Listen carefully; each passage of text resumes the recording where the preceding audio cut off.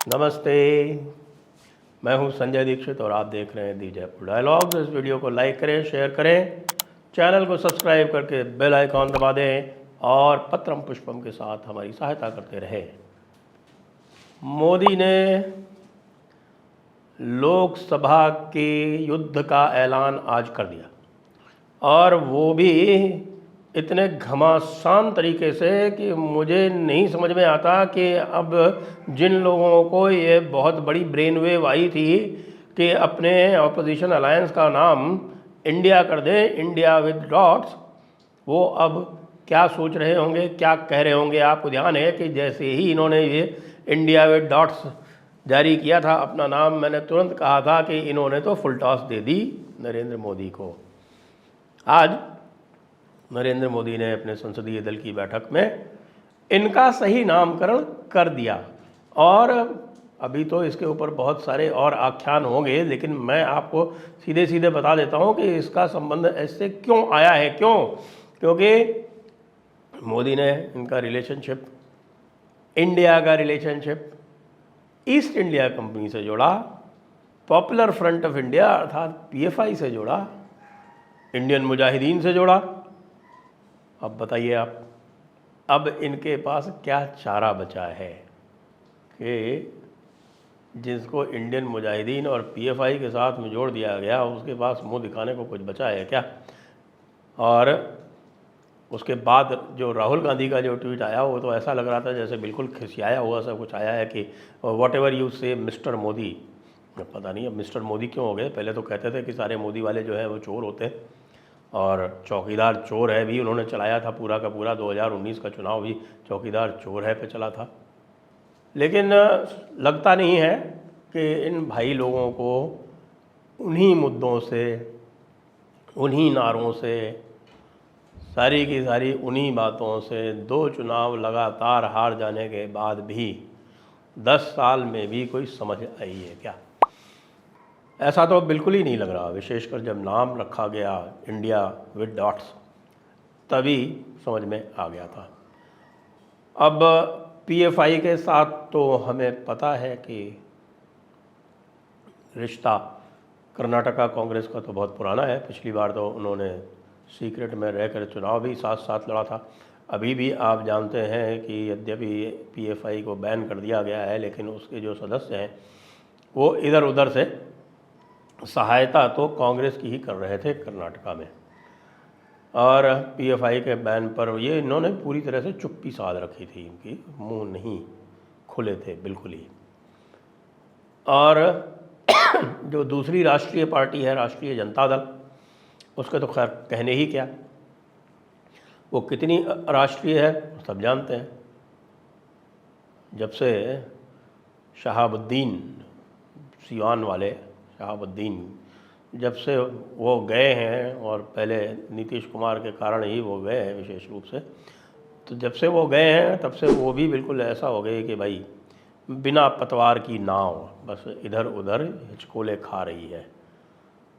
और बाकी नीतीश बाबू की तो बात ही क्या कहें। तो ईस्ट इंडिया कंपनी वाली जो बात है वह अत्यंत गंभीर है और ईस्ट इंडिया कंपनी के साथ जो संबंध स्थापित किया है नरेंद्र मोदी ने कांग्रेस का, उसको गहराई में जाकर देखना पड़ेगा। गहराई में जाकर देखना इसलिए पड़ेगा कि आप ये देखिए कि आप याद कीजिए कि अभी अभी राहुल गांधी का जो दौरा हुआ था वो कहाँ कहाँ हुआ था। राहुल गांधी का दौरा हुआ था जब ये इंग्लैंड गए थे, तब इनका दौरा कहाँ हुआ था, ये गए थे चैथम हाउस। चैथम हाउस का नाम है royal council of foreign relations. और ये royal council of foreign relations जो है ये पूरी तरह से चलती है अनुदानों पर। और यह अनुदान कौन देते हैं, ये अनुदान वही लोग देते हैं, फोर्ड फाउंडेशन जैसे लोग, और जो लोग संबंध रखते हैं बड़े बड़े ऑर्गेनाइजेशंस से, वही लोग। क्योंकि ईस्ट इंडिया कंपनी कहाँ से बनी थी, आपके पास आज या कल में हम एक विस्तृत एक टॉक देंगे, एक विस्तृत चर्चा आप सुनेंगे ग्लोबल डीप स्टेट के बारे में। तो वो जो ग्लोबल डीप स्टेट थी वो कहाँ से ऑपरेट होती थी, ये बताया गया है कि भाई वो सिटी ऑफ लंदन से ऑपरेट होती थी। और ये जो सिटी ऑफ लंदन है वो लंदन मेट्रोपॉलिटन काउंसिल का हिस्सा नहीं है, यानी वो एक स्क्वायर माइल का एक क्षेत्र है, 1 स्क्वायर माइल का एक क्षेत्र है सेंट्रल लंदन में। और वहाँ से पूरे विश्व का व्यापार संचालित होता है, पूरे विश्व में वो वॉर्स कराते हैं, युद्ध कराते हैं, और युद्ध कराने के साथ साथ जहाँ आवश्यक होता है वहाँ दंगे भी करवाते हैं। और इसी ग्लोबल कॉरपोरेशन कह लें इसको, दी कॉरपोरेशन ऑफ लंदन कह सकते हैं इसको आप, इसी ग्लोबल कॉरपोरेशन से ये जो ग्लोबल डीप स्टेट है इसका आविर्भाव हुआ है। और इसी ग्लोबल कॉरपोरेशन का पार्ट थी ईस्ट इंडिया कंपनी, और उसी ग्लोबल कॉरपोरेशन का पार्ट है चैथम हाउस, और उसी ग्लोबल कॉरपोरेशन का पार्ट है सोरोस। क्यों? क्योंकि सोरोस इत्यादि के भी जो फंड हैं वो फंडिंग कहाँ से होती है? वो फंडिंग जो है वो उन्हीं एसेट मैनेजमेंट कंपनी से होती है जो आप समझ लीजिए पूरे विश्व के कोई 50 ट्रिलियन डॉलर कमांड करते हैं।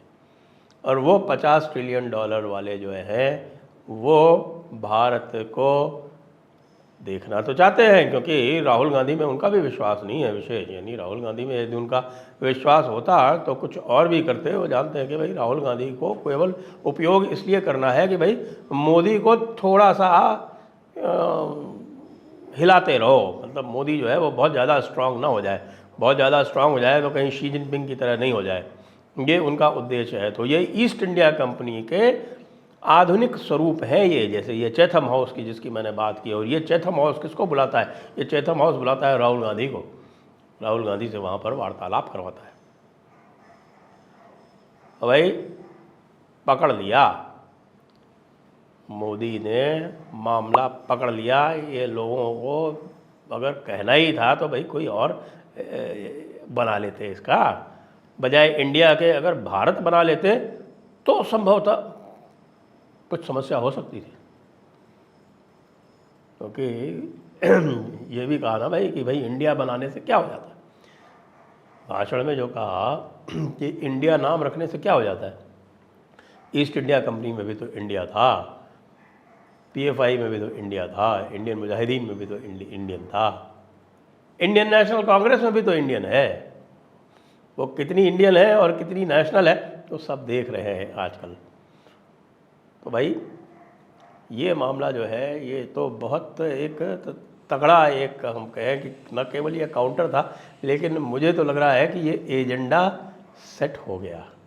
और यह एजेंडा सेट किसने करवाया? ये एजेंडा सिर्फ हमारे विपक्ष वालों की बुद्धिमत्ता से हुआ है, क्योंकि इतनी बुद्धिमत्ता तो और कौन दिखाता। आप देख रहे हैं कि किस प्रकार से ये लोग अलग अलग मुद्दों पर केवल और केवल डिसरप्शन करके आगे बढ़ना चाहते हैं। यह संदेश देना चाहते हैं कि मोदी जो है वो सरकार चलाने में अक्षम है। और उसका संदेश कहाँ से देना चाहते हैं? उसका संदेश देना चाहते हैं संसद में व्यवधान डाल के। अब संसद में व्यवधान डालना इनका है इतना एक सामान्य सी बात हो गई है कि ऐसा लगता है कि किसी भी बिंदु पर केवल इनके पास एक ही ध्येय है, और वो ध्येय ये है कि हम किसी भी तरह से सरकार को चलने ना दें। उसके लिए और कोई कार्यक्रम भी नहीं है। पार्लियामेंट को ना चलने दें। भाई पार्लियामेंट नहीं चलने दोगे तो उससे नुकसान क्या है? नुकसान तो तुम्हारा खुद का होता है ना। तुमको टाइम मिलता है, बहुत सारे लोग जो हैं यहाँ पे, करोड़ों लोग जो हैं वो पार्लियामेंट की डिबेट्स को देखते हैं, सारी चैनल्स उसको कवर करती हैं। कोई भी इस तरह की बात होती है, कोई अच्छा भाषण देता है तो वो निश्चित रूप से सारी चैनल्स पे आता है, पूरा देश उसको सुनता है, अखबारों में रिपोर्ट होता है। तो तुम्हारे पास इतना अच्छा समय था अपनी बात कहने का, लेकिन आपने तो वही नीति अपना रखी है कि भाई किसी तरह से इसको डिसरप्ट करो, किसी तरह से ऐसा करो कि हमारे 2-4 सांसद सस्पेंड हो जाए, हमारे लोगों को जो है वो निकाल दिया जाए, उसके बाद फिर हम ये कह सकें कि मोदी तो तानाशाह है। अरे भाई जिस ग्लोबल स्टेट को तुम प्रसन्न करना चाहते हो, जिस डीप ग्लोबल स्टेट को तुम प्रसन्न करना चाहते हो या ग्लोबल डीप स्टेट को, उसको इससे कोई लेना देना नहीं है कि आप जो डिसरप्शन क्रिएट कर रहे हैं उससे कुछ हो रहा है या नहीं हो रहा है। वो तो ये चाहती है कि भाई आप कोई ऐसा इफेक्टिव काम करें जिससे मोदी जो है वो थोड़ा बहुत घबराया रहे और थोड़ा बहुत देखता रहे ग्लोबल डीप स्टेट की तरफ, बिल्कुल आउट ऑफ द कंट्रोल नहीं हो जाए। क्योंकि अब जो मूर्खता की है पश्चिम ने, और जिस तरह से वो यूक्रेन में घुसे हैं, जिस तरह से उन्होंने पूरा का पूरा कोविड का मिसमैनेजमेंट किया है, जिस तरह से 1990 के दशक में उन्होंने चाइना के ऊपर बहुत ज़्यादा भरोसा कर लिया, तो ये सारी जो मूर्खताएं हैं, इन मूर्खताओं का उनको किसी तरह से निराकरण करना है, किसी तरह से प्रायश्चित करना है। तो वो देख तो भारत की तरफ ही रहे हैं, ऐसी बात नहीं है, लेकिन कमज़ोर सरकार चाहिए। जैसे हमारी मायावती जी कहती है ना कि हमें मजबूत नहीं, हमें मजबूर सरकार चाहिए। अच्छा, तो क्या राहुल गांधी जी उसको कर पाएंगे? उनको भी नहीं पता, उनको भी नहीं भरोसा। पता है उनको पता है कि राहुल गांधी जी के बस की बात नहीं है, लेकिन फिर भी उनको आगे बढ़ाते रहते हैं किसके कि भाई ये जो है ना, ये थोड़ा सा बोलता रहेगा, कुछ करता रहेगा तो ये जो है सरकार थोड़ी सी हिलती रहेगी तो हमारी भी चलेगी।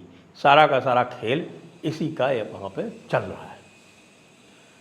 जो इंडियन मुजाहिदीन से जो एक तुलना की गई वो भी अत्यंत गंभीर है, क्योंकि आपको ध्यान होगा कि इस इंडियन मुजाहिदीन ने कांग्रेस के राज में कितना तांडव मचाया था, और उस तांडव से यहाँ हजारों लोगों की हत्या हुई थी बॉम्ब ब्लास्ट इत्यादि में।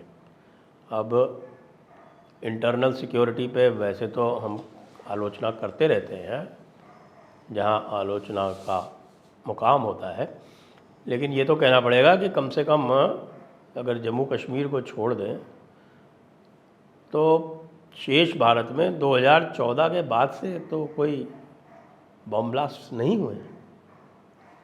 तो ये तो एक सफलता लिखी जाएगी ना इंटरनल सिक्योरिटी के मैटर में। ये अलग बात है कि डीप स्टेट के कहने पर जो डिसरप्शंस करने होते हैं उसमें करने में हमारे भाई लोग जो हैं वो कई बार सफल हो जाते हैं, लेकिन ये भी कहना पड़ेगा कि राहुल गांधी जो है वो इतने सटल भी नहीं है। उनका जो ग्लोबल डीप स्टेट से जो कनेक्ट है वो साफ साफ दिख जाता है। और इस तरह का आइडिया कि अपने अलायंस का नाम इंडिया रख लो, मैं निश्चित रूप से कह सकता हूँ कि वो किसी तरह के ऑपरेटर से आया होगा। कुछ लोग हैं इस तरह के ना, जैसे जिनको जो कहते हैं कि साहब हमें हिंदी बहुत अच्छी आती है, हम डिसमेंटलिंग ग्लोबल हिंदुत्व चलाते हैं इसलिए क्योंकि हमें हिंदी आती है, हमने मोदी का अध्ययन किया हुआ है, हमने मोदी पर PhD कर रखी है, हमारे जो सारे के सारे जो पूरे सिस्टम है वो इसी के ऊपर सोचता रहता है।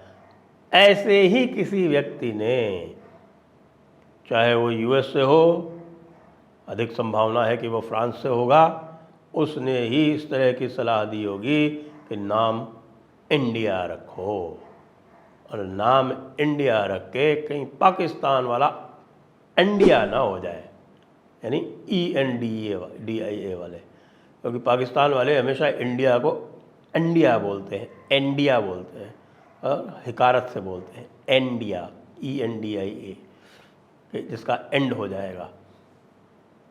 भाई अब तुम्हारे पास पाकिस्तानियों अब एक मुकाम आ गया है कि तुम जो है वो इंडिया को तो भारत बोलो जैसे बोलते हो वैसे। मैं ये बताऊँ, पाकिस्तान वाले सदैव भारत बोलते हैं, हिंदुस्तान नहीं बोलते, इंडिया कभी कभी बोलते हैं, लेकिन जब मजाक में बोलते हैं इंडिया तो वो इंडिया वाला जो इंडिया है वो अब इनके पास आ गया है, और वो ईस्ट इंडिया कंपनी के नक्शे कदम पर चलने वाला हमारा इंडिया विद डॉट्स है। जय हिंद, जय भारत, वंदे मातरम।